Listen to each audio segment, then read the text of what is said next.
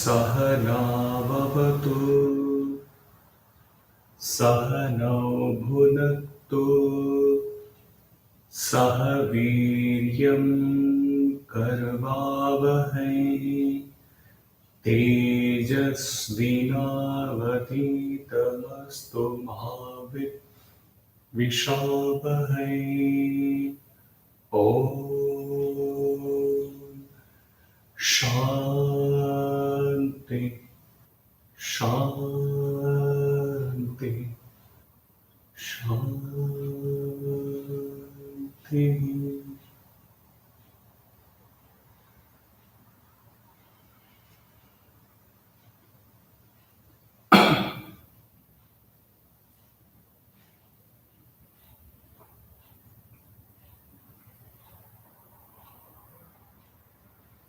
So he left you with a heavy dosage of Vairagya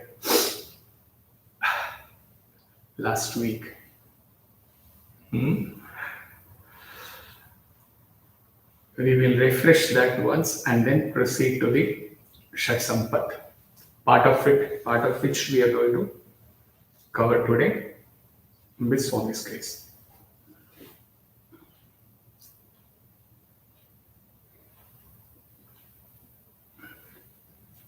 Yoga Sutra. I think we referred to this verse last week. Nevertheless, Maharishi says,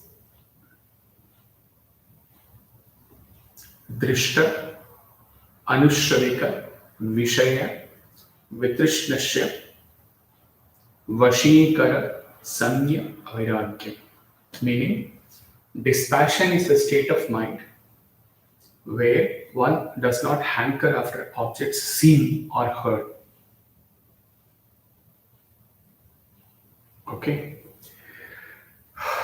For yoga also dispassion is an indispensable prerequisite. The root of the word Vairagya is raga, which means both coloring and passion. Vairagya means growing pale, that means erasing the color of raga, dvesha, ityadi.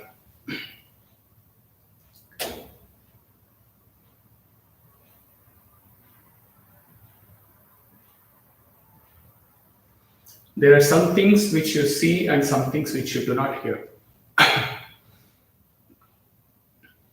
That which you see, of course, is very clear to you, and you would like to have these things which you see.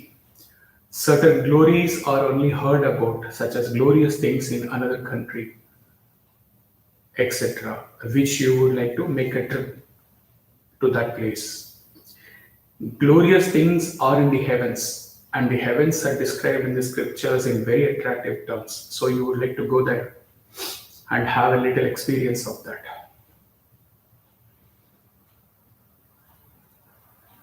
Those who do not entertain a desire even for going to heavens, even that is seen with the eyes or even heard, not all, Vashikara Samya Vairagya. To such persons comes a kind of renunciate spirit, which is called Vashikara, a power of control. In Tamil, we know Vashikara, okay? To attract, to control. A power of control exercised or capable of being exercised or anything. As it was repeated time and again, we do not have to abandon our possessions, friends, beliefs, etc. We just have to recognize the transitory nature of all of them and ready to surrender them at appropriate time. Now we move on to Shatsampat. As against last week's satsang, this is supposed to be relatively easier. And rightly so, because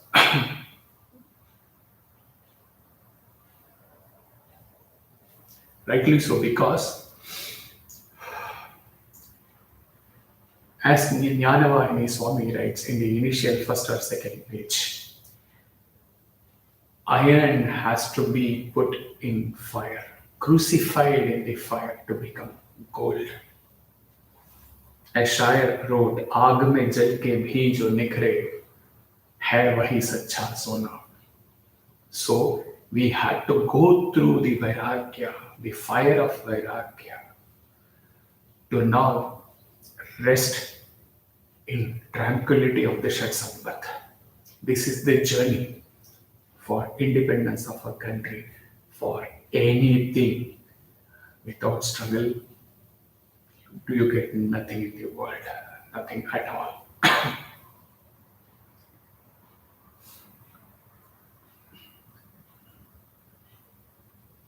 There was an old time Kaviraj Shalendra, who wrote,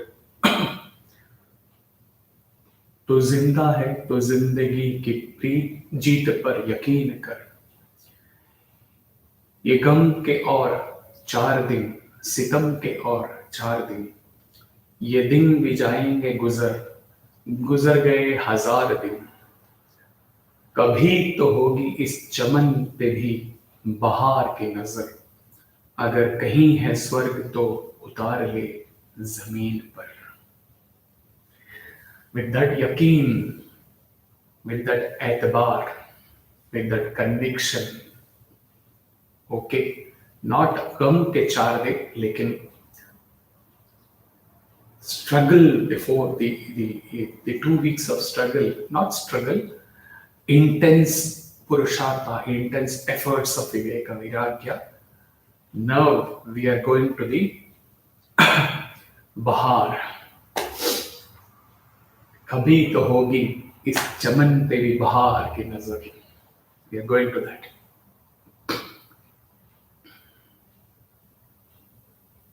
Shat Sampat, 6 virtues. Shama, not Shama, not that. आ की मात्रा नहीं है. Okay, it is not Shama. Shama is एक बार क्षमा करो. Okay, that becomes a Hindi word. Shama. Shama, Dama, Uparati, Titiksha, Shraddha, Samadhana.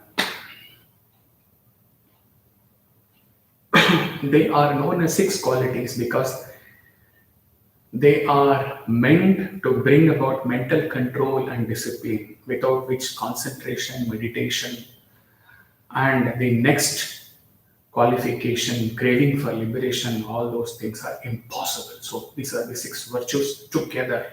You can't miss out even one of them. You will miss the bus in this life. If you miss Shraddha and have other things, you can't have Samadhana without Shraddha, for that matter. Kshama, tranquility. Intentional cultivating an inner attitude of tranquility, peace of mind. To cut it short, Shama is all about MBCA session. Shama is all about control of mind. And Dhamma is all about control of senses. 10 and 5 karma indriyas, 5 indriyas. Uparati is all about, after these two have been achieved, without viveka, discrimination between transitory and eternal, you cannot have vairagya for the transitory. Impossible. Without the vairagya setting and at fire, you cannot control your senses, you cannot control your mind. And without controlling of the senses of the mind, you can never have equipoised mind. You can never have that mental tranquility. How beautifully one leads to other, you see. You have to glide and you have to practice and you have to absorb, you have to experience. Then only you will see the beauty. How these things, rishis of the yore, in those Upanishad eras, how they have sequenced these things, these sampattis. Wonder of wonders. Titiksha, forbearance and tolerance of external situations, allowing one to be free from the onslaught of sensory stimuli and pressures from others. Faith, Shraddha. In Kaivalya Upanishad, when Chenya writes the commentary of the Shraddha Bhakti Dhyana Yoga Davai, he rightly writes, there is no English word for Shraddha. Those who really have experienced and practiced Shraddha. Faith is a very, very limited, finite expression for Shraddha. Shraddha is Shraddha. No replacement for that. No substitute. Intense certainty about the direction in which one is going. Shraddha towards Guru, Shraddha towards scriptures. Samadhana, resolute focus towards harmonizing and balancing. Samadhana, sama. Balancing of mind, its thoughts, emotions, along with other virtues, brings a freedom to pursue the depth of inner exploration and realization. Tattva question, as usual. Shama ka one short expression of Adi Shankara, Mano Nigraha. You remember in Archana we saw the Indriya Nigraha. Mano Nigraha is Shama. Control or mastery over mind. The root of Shama is Sham means to be calm, pacified, tranquil, etc. The feminine form of the same word is Shanti, which is used in some texts. This later word, Shanti, means peace, to be at peace, to make the mind peaceful, to tame it, to master it, to limit it, to check, to restrain it. All these words indicates what Shama means. To restrain it from what? From disturbances arising in it. When the disturbances can be quietened, we have the full control over mind. The control can come from outside or from inside. Purpose is sadhana, control of mind. Why control of mind? To involve, to plunge into sadhana. The taming is not out of the control of mind, is not a sadistic approach to control, not the negative form of control of mind. The mind is being or has to be controlled so that it can be positively utilized for spiritual sadhana. When untamed, it is like a spoiled child. If the child is allowed to do what it means, it can never be restrained. He has told this 1,000 times, and he is going to repeat it tens of thousands of times.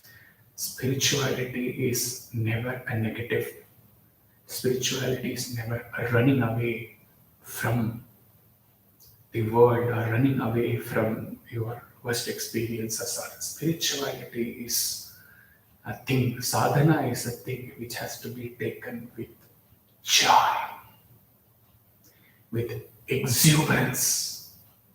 That is spiritual sadhana.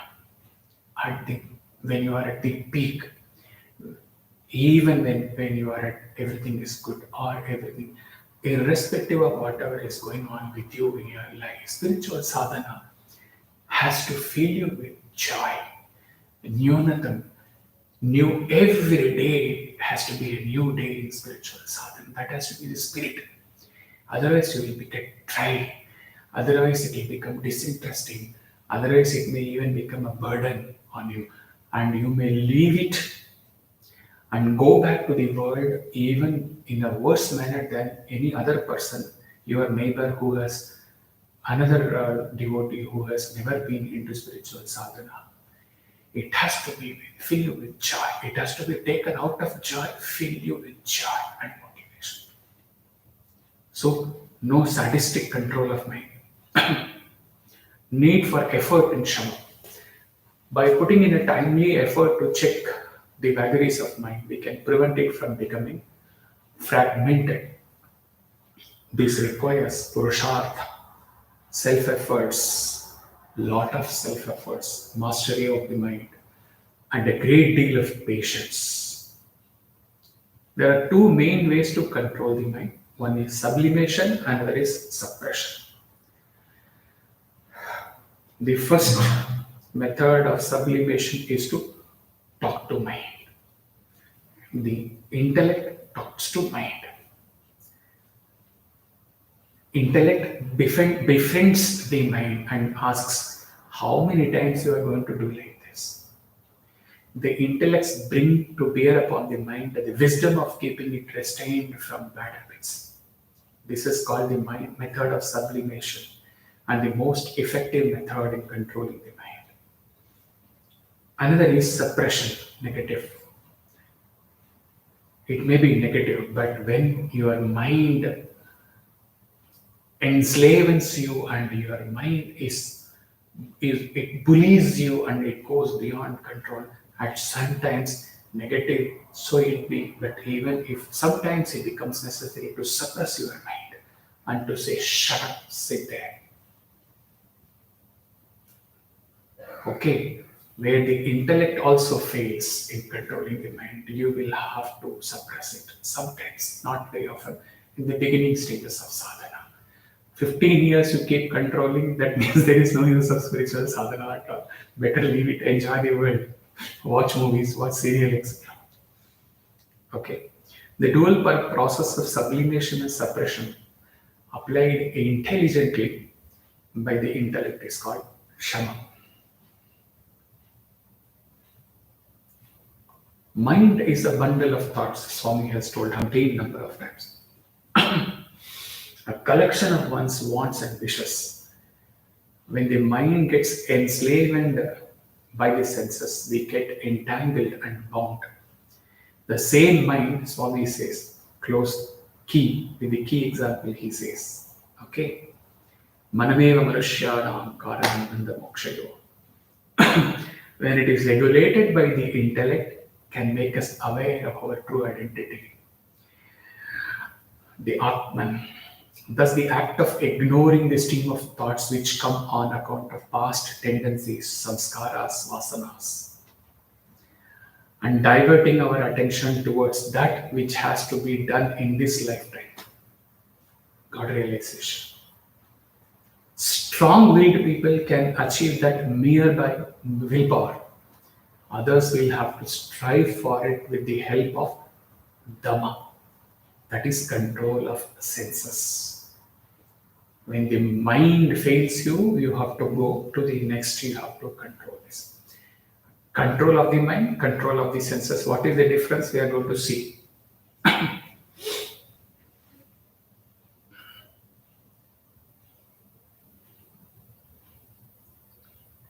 Two persons are necessary to quarrel. We say ना, only ठीक है, थाली कैसे बचता है दोनों हाथों से, ऐसे बोलते हैं. So the two persons, that is hate and reaction caused by hate, dvesha, reaction caused, raga, creation, and the reaction to raga. When both the things come together, then only there is a disruption. There is a possibility of getting your mind getting defeated. Restrain your mind with the help of the understanding that you have already had, Viveka Vairagya. When hatred comes from within, or when extreme raga comes from within, go back to Viveka, two tests. What he told, forgotten. What he told, whether this is transient or eternal. Whatever I am experiencing, whatever I am feeling within, hate and reaction of hatred, and about to react towards your hatred feeling, raga, and about to react to your, that means raga is going to push, make your GM intellect chup, and it is going to push your mind, going to affect your mind. Ask yourself whether this is whatever, to whichever object I am developing this, I have developed this raga dvesha, and I'm going to act on the basis of that, whether this is eternal or ephemeral. First test, fail. Absolutely, except God realization, everything. Even your meditation experiences, we have to go one day. Even your awareness of awareness has to go one day. You have to transcend the manifest and the unmanifest and reach there, beyond both of them. That is only one Satyam, not two Satyam. Okay, one Sat, one true existence. First test. Second test, he told any experience outside you is not the real you. It is not reality. So whether this act, raga, dvesh, all these things which are going to blind your mind, whether they are an experience outside you or not. Yes, everything is an outside experience. Fail, throw them off. Manonigraha, self-restraint. Through established, not through impulsive this thing, a feeling. Through Viveka Purvaka Vairagya. Right? Swami writes in Sutravahini. Sutravahini is all about Brahma Sutra. He will take a long time to touch that in blog post if it has to come. Before that, Prema Vahini and Satisai Vahini, relatively easier Vahinis have to be gone through. Sutra Vahini, Leela Kaivalya Vahini and all. Above.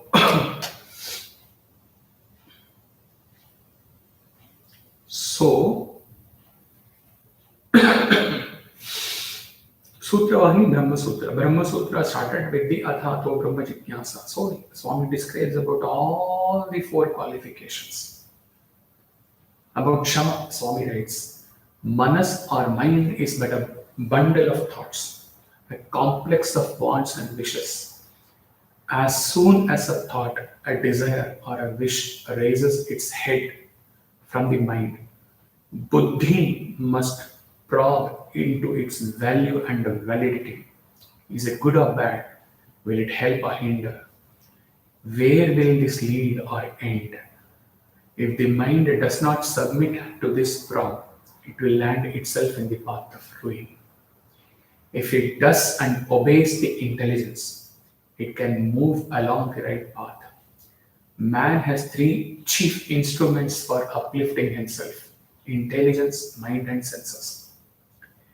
When the mind gets enslaved by the senses, man gets entangled and bound. The same mind, when it's regulated by the intellect, can make man aware of the reality, the Atman.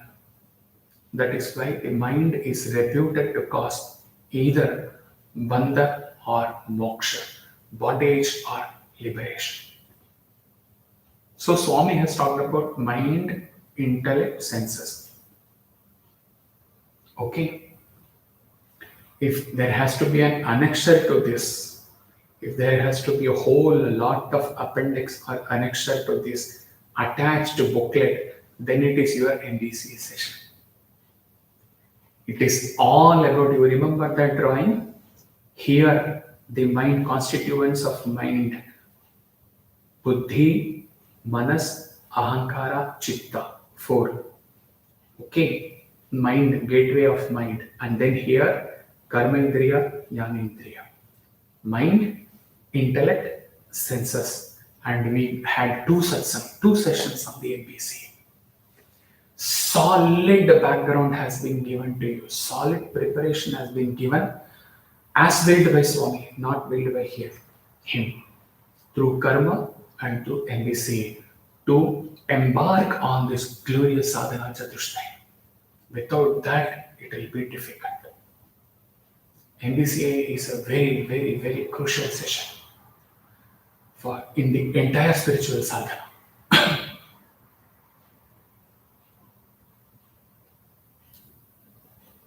So, like Hari Subramaniam says, just out of context, in lighter sense, he says that Swami will have a problem in flying, in any flight. He says, why?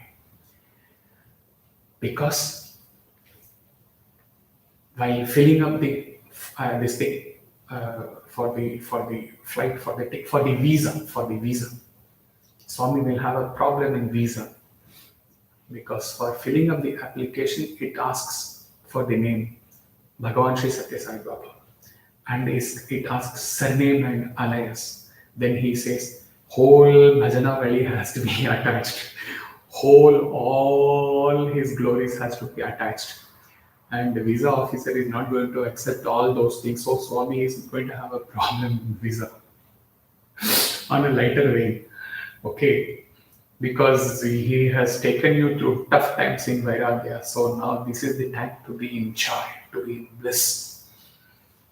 Similarly, for this entire Shamadama Uparati, up to Uparati at least, if any booklet is attached, it is the Manas Buddhi Chitta Ahankara session. You attach them. They all complement each other. Then we go to Dhamma. Dhamma ka Tattvaboda question always. What is Dhamma? Chakshu Adi Bahya Indriya Nigraha. Indriya Nigraha. We are coming to that now.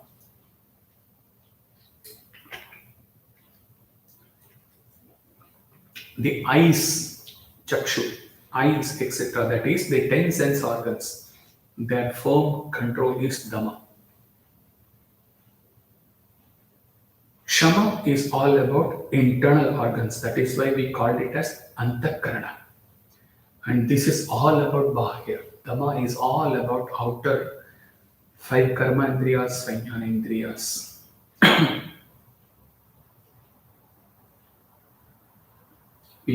Some of us remember the Narayana Anuvakam where we read Yacha kinchit jagat sarvam deshyate shruyate apiva antarbahishta tat sarvam vyapya Narayana stitah. Wherever, whatever is heard, whatever is seen, or whatever is felt in this sarvam, jagat tat sarvam, this wide universe is pervaded by, in Tamil we call Emperuman, or we say is pervaded by Narayana.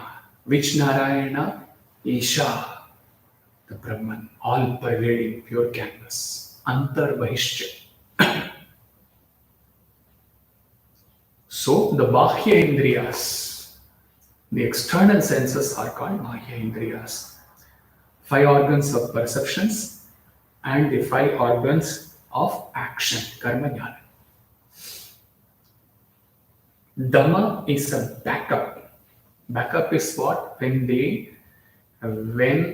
your laptop crashes, you have an external hard disk backup, or you have a backup in the server, right? Exactly where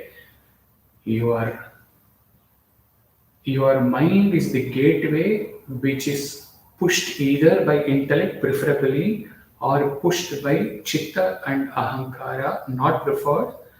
Your mind is going to push and influence your karma indriyas, the impact of which is carried by jnana indriyas back to your chitta, that diagram. Okay. Though your mind, Shama, is the main this thing. So, if the mind, you are not able to control your mind through sublimation, you are not able to positively control, or even through suppression, your mind, it happens in life. Your mind just makes you slave. You say, I will take over. You are rendered almost powerless.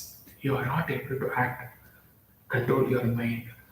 Dhamma is the backup server where, because what has happened, the mind is let loose, the mind has lost its capacity to control or to restrain itself, the arrow has been shot, it is going to translate into actions through your karma indriyas. This is the backup, this is failed. Now control the senses. If the mind you have not been able to, Shama has failed. Take over Dhamma. Control the senses. Deliberate though. Dhamma is a temporary suppression only. We all know. Ultimately, we have to control our mind. This is a temporary solution. In the event of the breakdown of mind, in the event of total failure of mind, you have to control your senses. How internal and external senses cooperate? Since the disturbing stimuli could be from within or without, both sets of sense organs are required for Dhamma. When the stimuli comes from the mind due to a desire, then the organs of action have to be checked to prevent them going out to get the object desired. When the external stimuli threaten to attract the attention of the mind, the organs of perception. Okay. Internally mind is getting disturbed, then the karma indriyas have to take over and they have to put a restraint. And if the mind is getting disturbed by external factors, sometimes beyond the control, then the jnana indriyas have to, organs of perceptions have to go and indicate to the mind, hey, wait, see, this is not good, where you're going.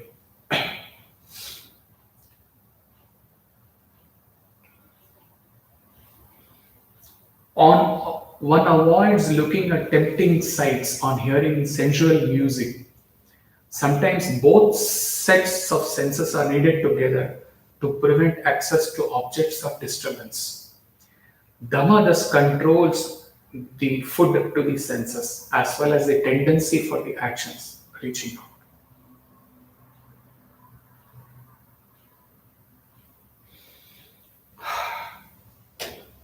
Dhamma is the restraint of the five organs, the eyes, ears, and the sensations of every kind. There are five senses of knowledge and five organs of action, we know. The eyes have a passion to see certain things, and similarly, there is a passion for every sense organ. Passion is an uncontrollable desire. A desire that has overcome you and flooded you is called passion. Desire is the beginning stage of an overwhelming, over-consuming, uncontrollable longing. Desires get themselves into you gradually, like diseases that crop up inside without your knowing that they are there and manifest themselves only afterwards through the body. The assistance that you can have is in the practice of this kind of control over the sense organs is to live in a place where there is not much of attraction. It does not mean merely the absence of the physical existence of objects of attraction. It does not mean always, but sometimes it may be necessary. This is what is called, let us read the line again. The assistance that you can have in the practice of this kind of control of this sense organs is to live in a place where there is not so much attraction, where you are not exposed to the attraction. What is this method? Quarantine method. This is the method of quarantine. You lock yourself in. You don't expose yourself to the attraction. Dhamma is deliberate. Okay, where you are not able to control your mind. If you Shama, you're mastered through Shama, Dhamma comes along with that as a complement. You don't have to do much in Dhamma. Only in case of failure in Shama, then extreme quarantine methods have to be used for Dhamma.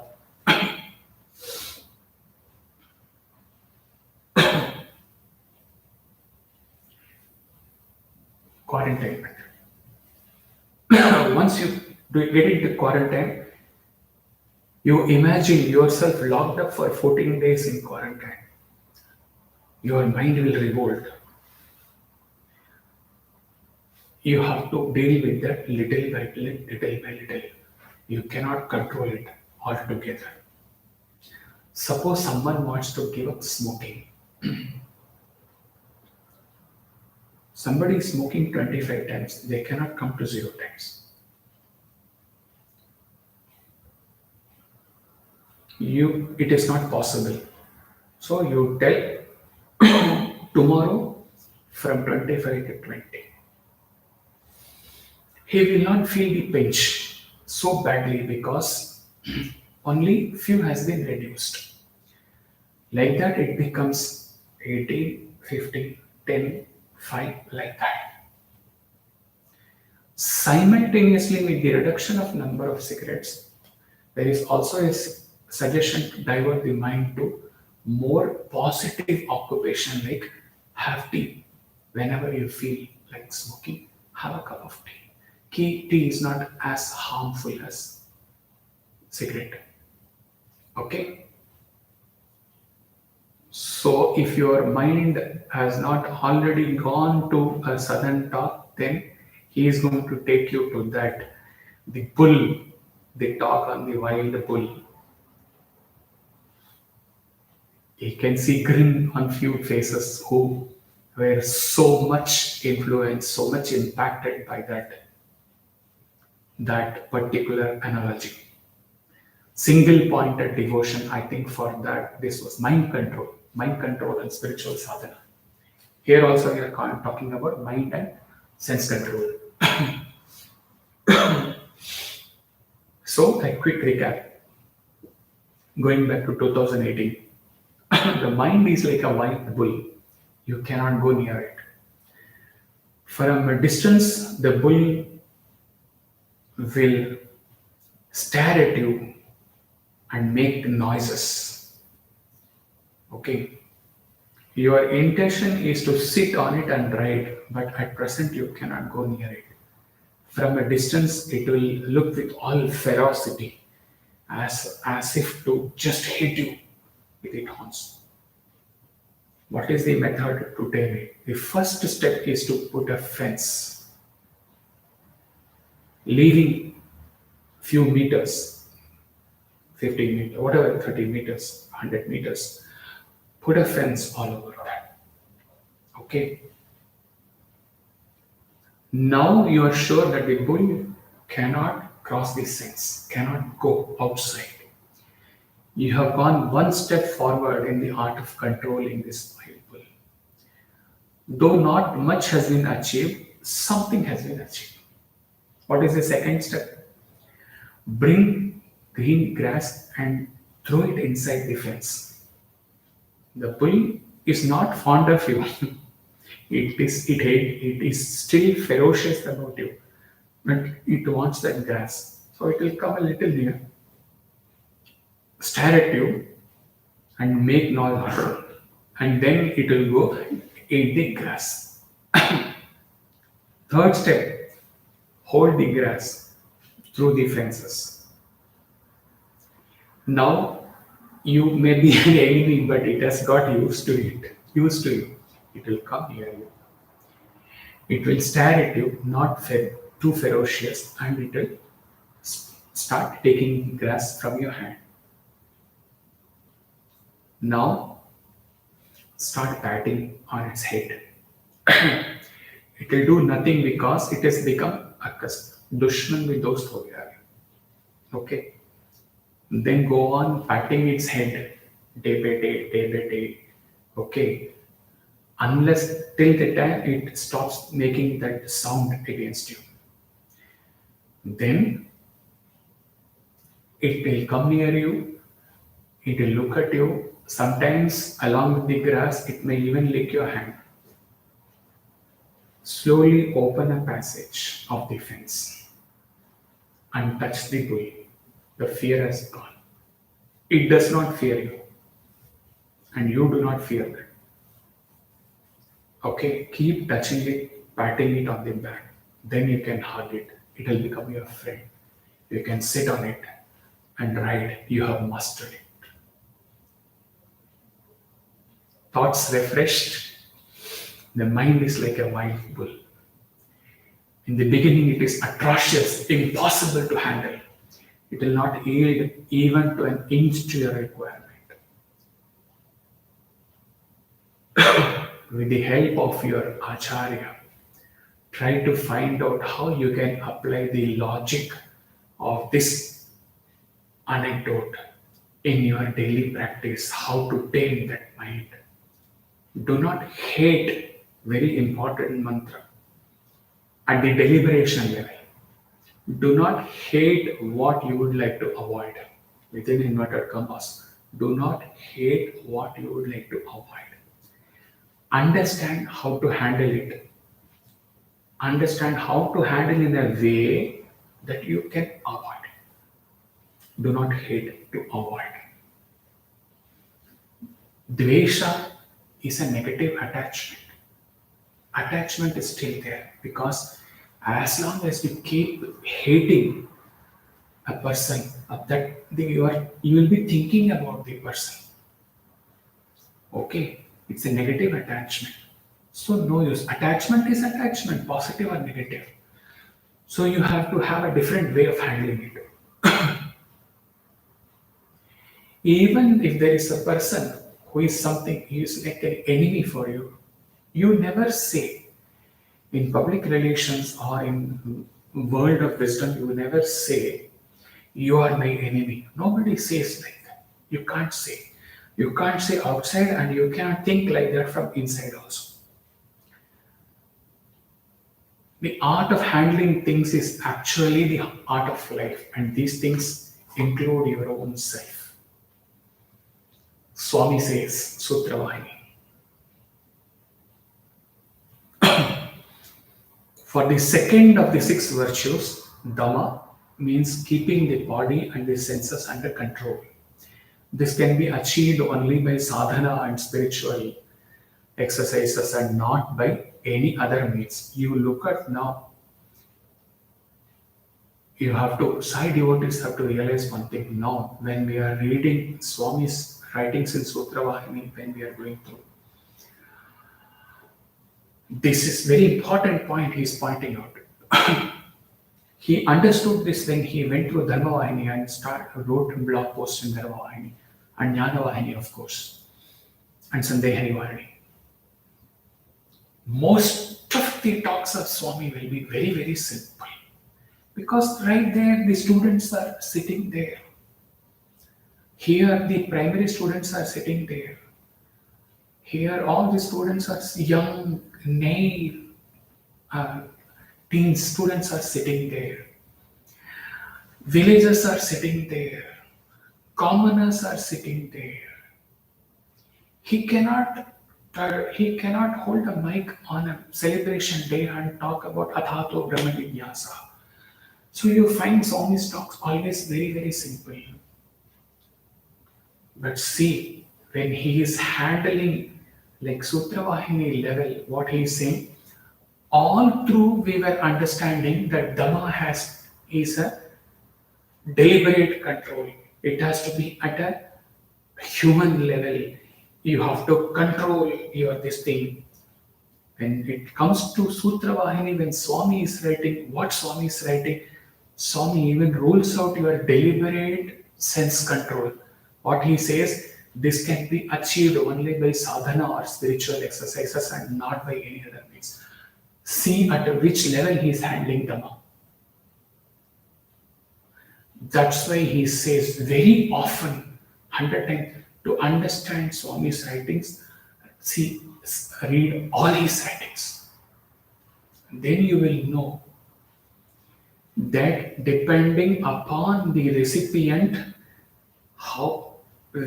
at which easiest level Swami can write and to which level Swami writes. Because Upanishads have emanated from him, of course, as Brahman. So he says, one has to be ever vigilant. There should not be any chance for tamas or sloth to creep in. And every act must also to promote the good of others. While confining oneself to activities which reflect one's natural duties, it is possible to sublimate them into sadhana for the body and the senses at a very high level. The sentence looks simple, it is not so simple. He will slip certain things because yeah, Uparati.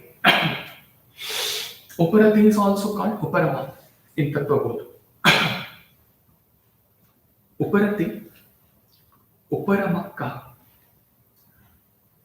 Swadharma Anushtana eva. Here, interesting is that Swadharma here is not the Swadharma which we talked about in Sarvadharman Paritya, where we refer to what Swami explained about Swadharma. This is where Swami stands at an unimaginable height. He says Swadharma as Dharma, Swadharma, Dharma of the self, Atma Dharma. In Tattva Bodha being a Prakarana Grantha, at preliminary Grantha, introductory Grantha, it takes, this is dealing with Sadharma, what we dealt as Paradharma there in the context of Swami's writings. Here it is talking about one's own duty, the duty of the eagle. Okay, Paradharma. Okay, the duty of the Nazi soldiers. Here, Tattva Bodha, it is talking about what is Uparati? One's own dharma or duty, the strict observance of that alone. Uparama, Uparati or Uparama comes from the root Ram. Okay, Ramyate iti Rama, meaning to delight.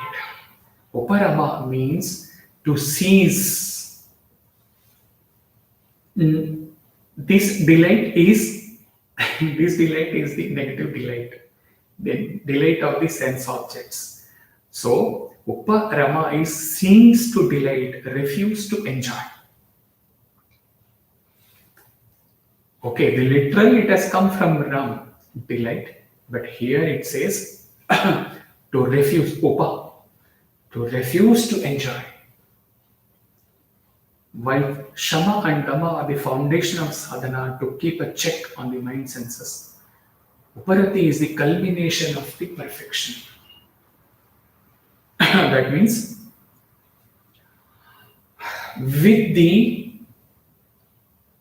Antar and Bahya, with the control of the mind, Antakarana, Manas, Buddhi, Chit, Ahankara, and with the control of the outer senses, having controlled, having mastered them, then your mind is now in composure. It is refusing to enjoy. Uparama, it has reached a single pointed level.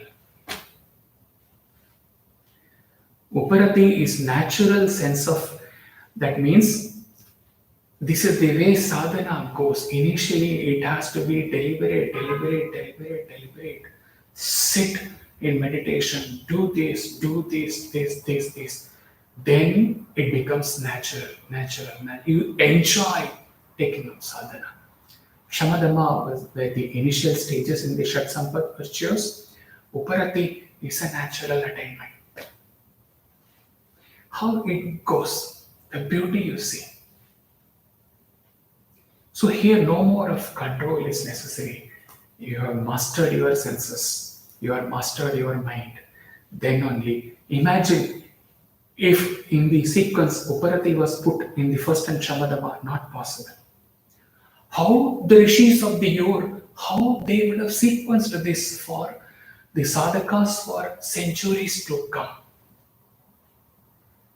Howsoever you think about it, it is you cannot reach the beauty of that. Shama and Dama. Dama is the backup of Shama. With the backup, you achieve the Shama Dama, and then Uparati, tranquility of the mind.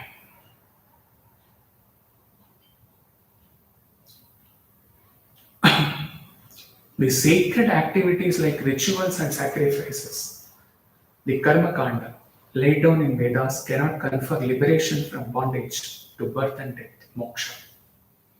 They help only to cleanse one's heart. It is said that they raise men to heaven, but heaven too is a bond. What is that it is talking about? He says, the eternal truth, even heavenly attainments can be a bondage. He will come to it now. But the eternal truth, liberation, can be gained only through Shravana Manana Nididhyasana. Now, attaining heavenly attainments, there is a Krama Mukti prescribed, okay? And there is Sadhyo Mukti, Jivan Mukti, Videha Mukti. Krama Mukti is progressive liberation. That means, for the karmas, the good karmas you have done, you go to heaven. You enjoy. That means your soul enjoys in heaven, heavenly attainment. For some times, till your good karmas, your time has come, then it has to come down and take up this again, the birth again and again in this stupid world. And again to lose its control of mind, indulge in everything, and so on and so forth. Even heavenly attainment are not eternal attainment. Whereas through jnana, nirguna upasana, through jnana, when one attains sadhya mukti or jivan mukti, it is liberation, eternal liberation now, this moment. No matter whether you live in the creation or not, no matter whether you are living or going to die or dead, liberation has been attained. The creation no more looks dirty because in you, that person, Jiva, is no more existing to differentiate between him, Jagat, and God, and to say that the creation is ephemeral, temporary, glittering, etc., etc. It fills you with bondage. No, that duality is gone. The three first group sadhakas have been put to Yoga Vashishta session once again. It takes off only at that level, no creation. So as long as you are aware about the creation, then the possibility of indulgence in creation is there. When the creation, like Vishwarupa Darshana we talk about, where the entire creation has folded into you, the pure consciousness, Virat, okay, where it has merged in you, there is nothing apart from you, there is no creation apart from you.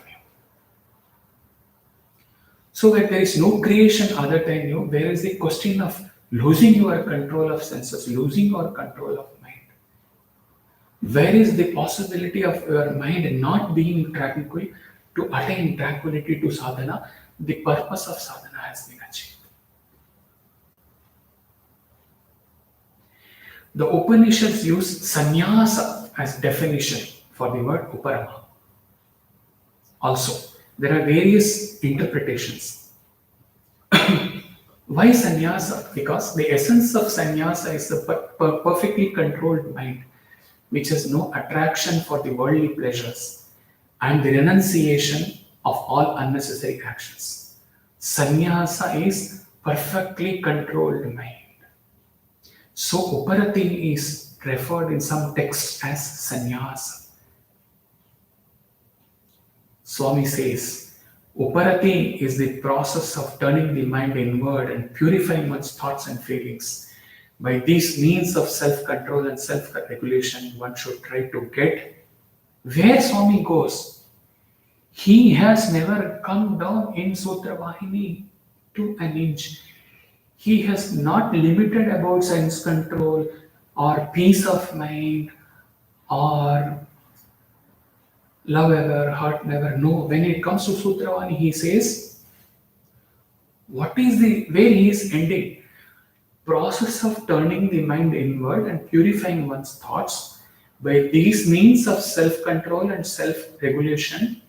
He is not telling one should try to be peaceful and one should try to be happy. He says by these means of self control and self regulation, one should try to get self realization.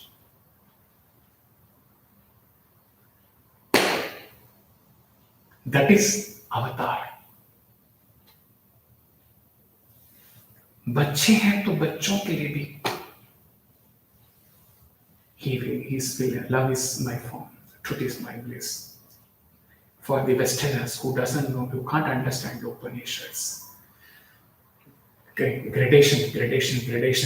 He sits as Sanatana Sarathi, he sits Sutra and he said, your control is not aimed at being sitting peacefully. Your control everything in which you involve yourself in spiritual path is for self-realization. Not an inch less than that, he goes.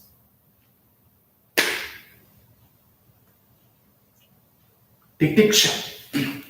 We'll cover Titiksha. Keep Shraddha, Samadhana and Mukshatva to the next.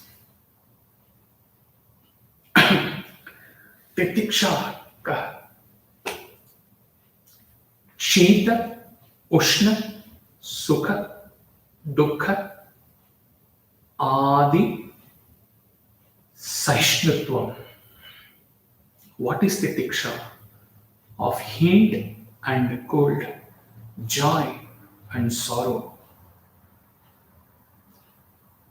Endurance from all these things is the tiksha. Notwithstanding that Uparama is a significant achievement by itself, if you imagine a tripod which stands on 3 legs, here 3 legs required for elevating to Mumukshatva are Uparama, Titiksha and Shraddha. Virtues number 3, 4 and 5. All 3 in harmony with each other support the 6th virtue, Samadhana, in which the controlled mind with the help of Titiksha and Shraddha is placed at the feet of Lord or in the contemplation of self, in total surrender of the being mind to the Lord in form, or total surrender of self to the universal self, Brahman, Samadhana. Titiksha in spiritual life, he is leaving certain things. Essence he is going to cover, he wants to cover. The spiritual path invites ups and downs of wider amplitude than usual. Little bhajan, little arati, little fast reciting of mantra, little, not too much of problem. Okay, because the world is full of problems, but you are so attuned to those problems, you are so attuned to those miseries, that those miseries do not look as miseries anymore. But the more you involve in spiritual path, every Friday satsang's contemplation, and Acharya says, you practice, you absorb, you practice. Difficult. Higher amplitude than usual. The additional insight needed in spiritual life is to realize that at the core, it is our ego alone that keeps complaining about the dvanda, about the opposites. The ego wants only its own way, whereas the tiksha compels it to yield to its own demands to opposite circumstances. Yes, it is a blow. Forbearance means it's a blow to the ego. Only one who is training to free himself from ego can face all extremes with equipoised mind. God always finds a way to tell you, hello, you are nobody. And therefore, He sends us with so many struggles, so many challenges, so many confrontations. In while you step by step, while you go in this spiritual sadhana, we as sincere spiritual seekers are expected to meet this with titiksha. The hetu of titiksha would be the desire to serve the God and the Guru at all costs. That desire, the form, that is the manifestation of titiksha, is to serve. That is what Shraddha is all about. Shraddha towards Guru, Shraddha towards scriptures, Shraddha towards Almighty. Okay, so this is the hetu. Titiksha arises out of conviction, self-ordained, divine, and noble. Intellect fully you have to be clear about one thing.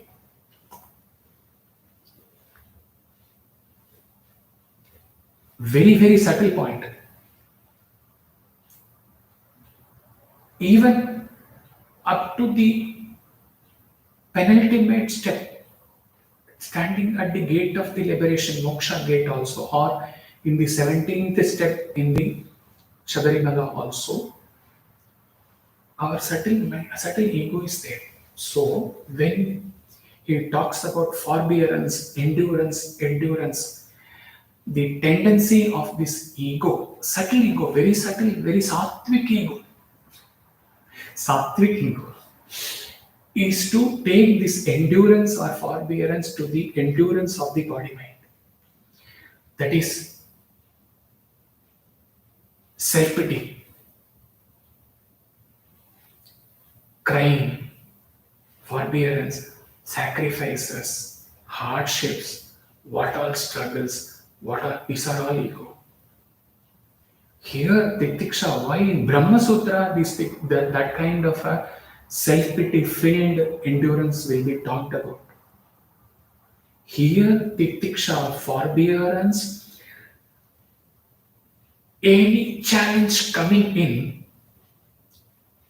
note very carefully, the seekers who have taken this point will go in a long way in their spiritual sadhana. He's telling, vouching for this.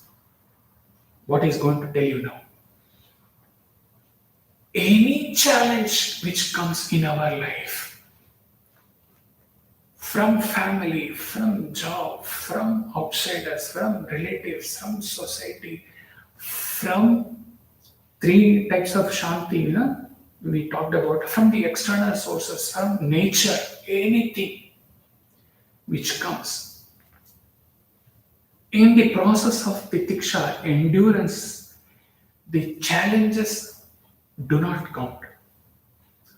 How you are meeting, how you are undergoing that forbearance, how you are facing the challenge also doesn't count because it's all BMI related.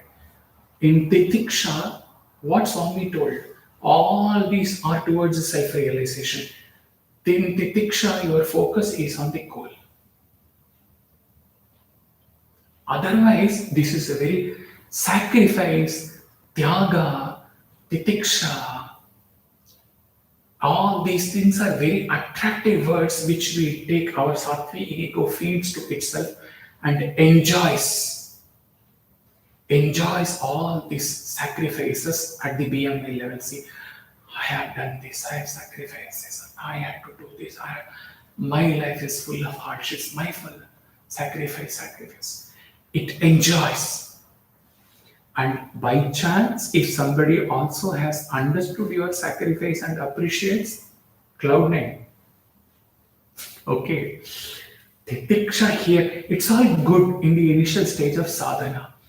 But here, when you are going to embark upon mokshatva, the challenges are of lesser importance. How you endure them is of lesser importance.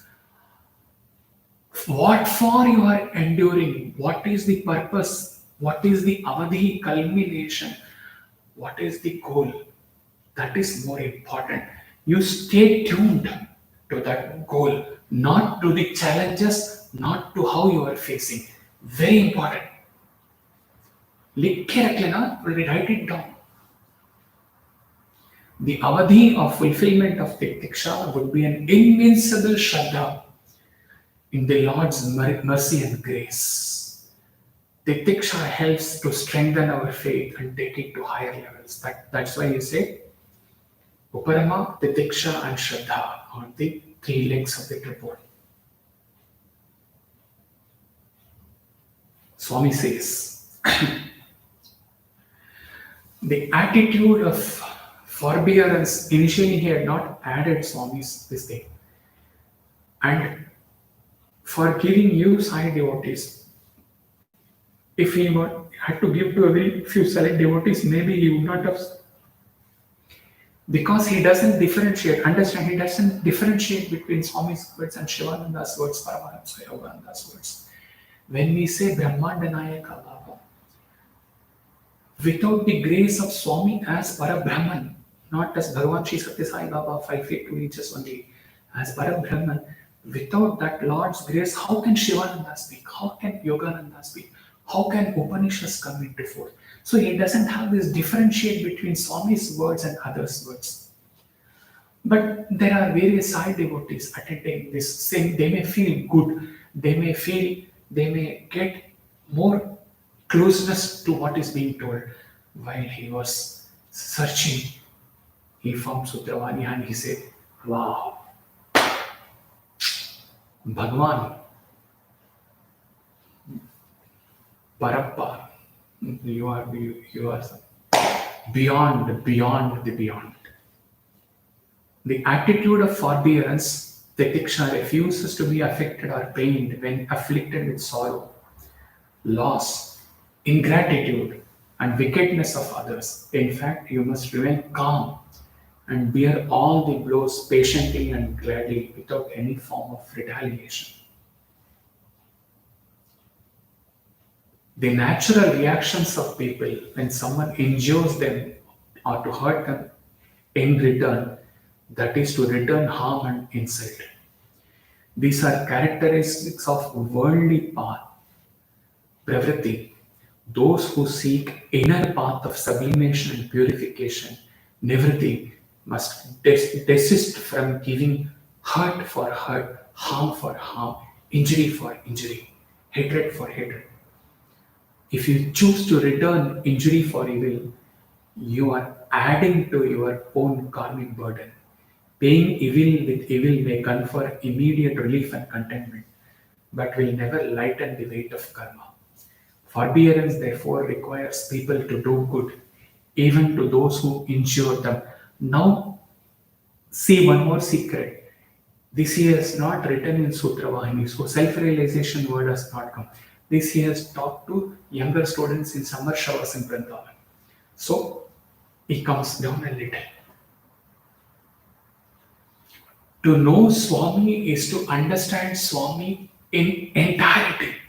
What Swami is. Goosebumps he is getting. Believe me. You have to understand Swami as a whole, not in parts the way you would like to see Swami. And when you know Swami as Swami in real sense,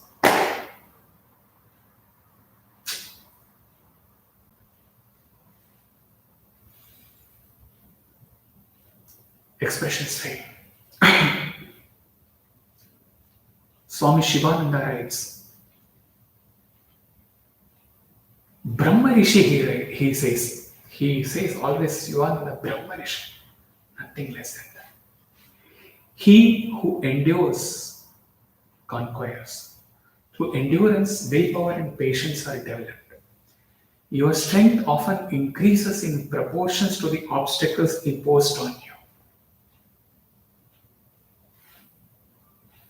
One Urdu share is just coming, he is curbing for want of time. Difficulties and troubles, adversities and calamities have often built the character of men. Okay, we will leave something. and we will go to the end.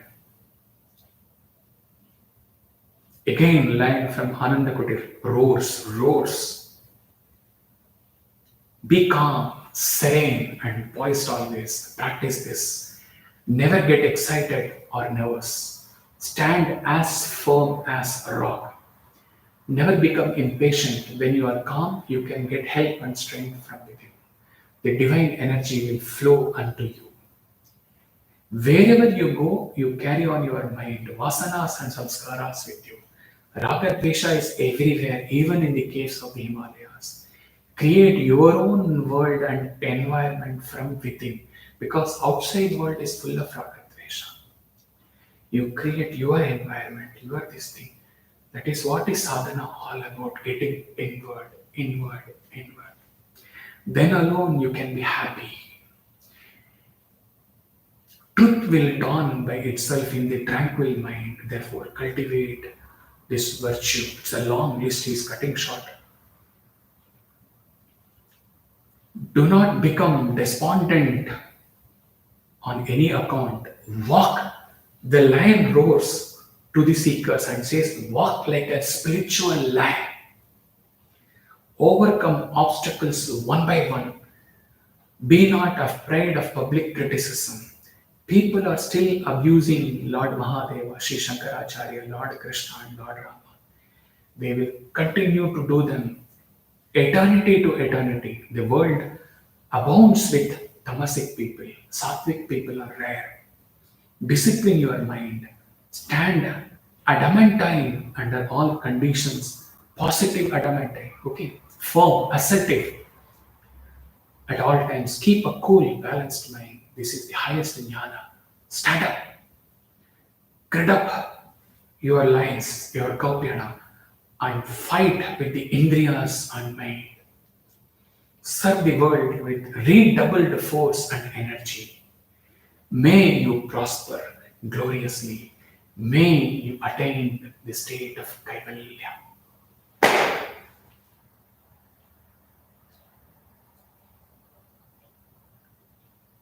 Viveka, now concluding. Viveka sounds very interesting. Viveka is the starting point. 101% success is a must in Viveka, otherwise, all others will not come ruled out. Okay. Mumukshatva ruled out without. Anyone who has not got Mumukshatva, Viveka lacking. Likhvalo. And then, once the Viveka between eternal and non-transient, it is established Viveka. Unshakable Viveka Purvaka Vairagya is established. Then, severe efforts are required in Vairagya. Shama, Dama. These are all in the Nirvana Shatakam. It starts with Mano Buddhi Chitta Ahankarana Naham. So all Neti, Naiva, all Netis. These are all the Netis. Because you have to say no to all the non-self through Vairagya and Shamadama. Then, midway, like Sohar 200 kilometers, midway between Muscat and Dubai. Midway, like he traveled once with his mother from Puttaparthi to Puttaparthi to Muscat via Hyderabad in India.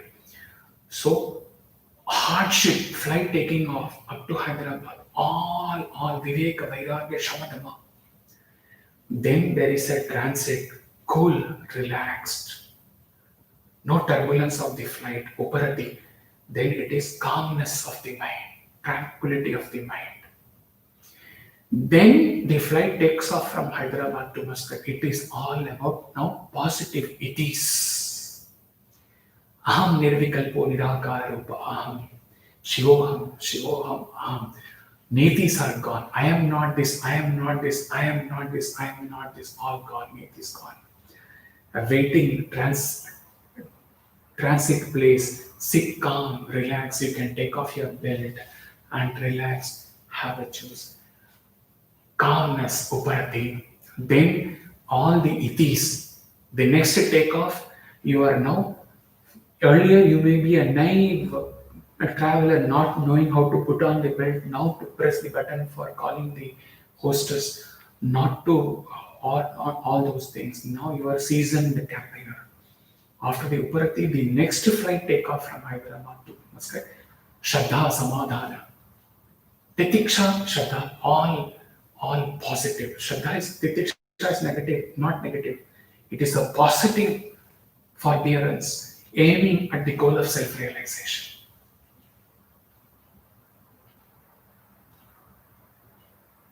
So, like the song came in Mother India, Dukh bhare din bite re bhaiya, ab sukh aayo re.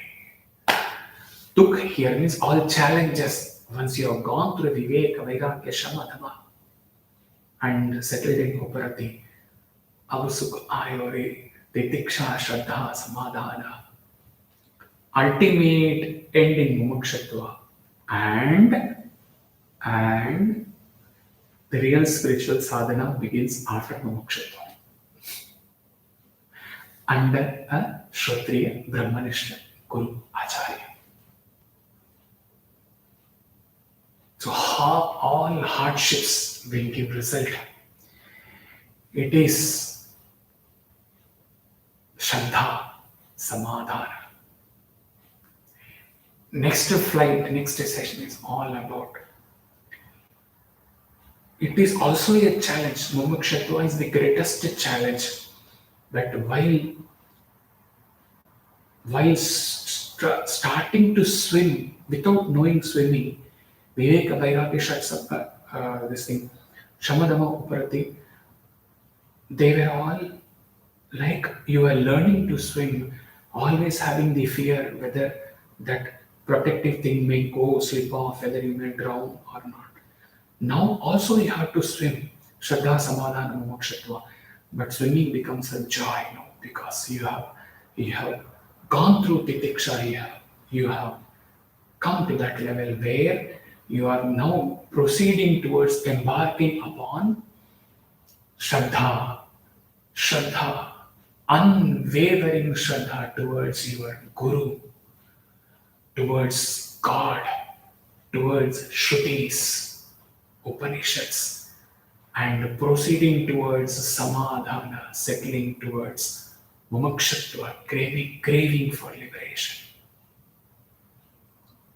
Continuous, incessant, unstoppable craving, intense craving for attaining realization, ending this duality between Jiva and Ishvara, and proceeding towards the highest attainment, Jiva, Ishvara, Aikya.